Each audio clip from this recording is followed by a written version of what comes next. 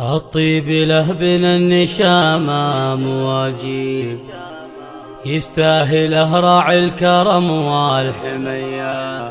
محمد أصل في قراعي التراحيب، من ساس قوم يحتمون الرعايا، من ساس قوم يحتمون الرعايا.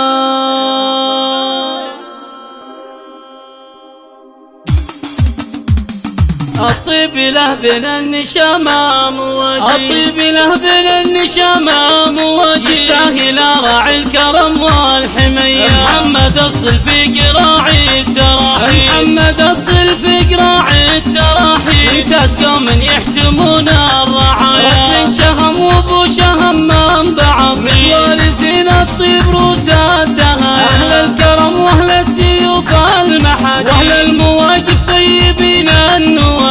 تاريخهم ما في شك ولا ريب، ينبيك عما قلت فعلا.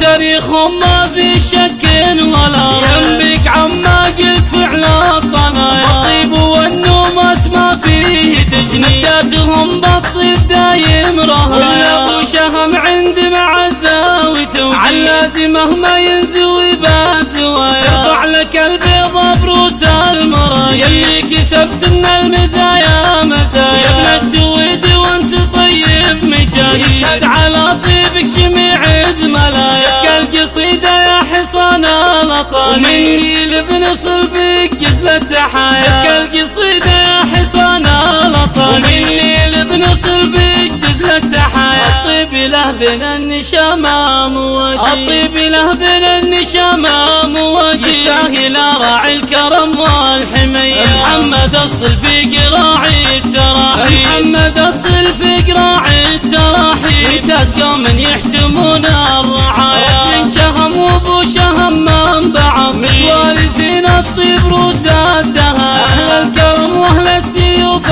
المحاجيب، وأهل المواقف طيبين النوايا. تاريخهم ما في شك ولا ريب، ينبيك عما قلت فعلا. تاريخهم ما في شك ولا ريب، ينبيك عما قلت فعلا الطنايا. الطيب والنومات ما فيه تجنياتهم بالطيب دايم رهايا. ابو شهم عند معزة وتوجيه، عاللازمه ما ينزوي بازوايا. يرفع لك البيضة بروس المرايا، يلي كسبت من المزايا مزايا. يا ابن السويد وانت طيب مجاهد، يشهد على طيبك جميع زملايا. شك القصيدة يا حصان الأطاني، ومني لابن صلبك جزل التحايا. شك القصيدة يا حصان الأطاني، ومني لابن صلبك جزل التحايا، ومني لابن صلبك جزل التحايا.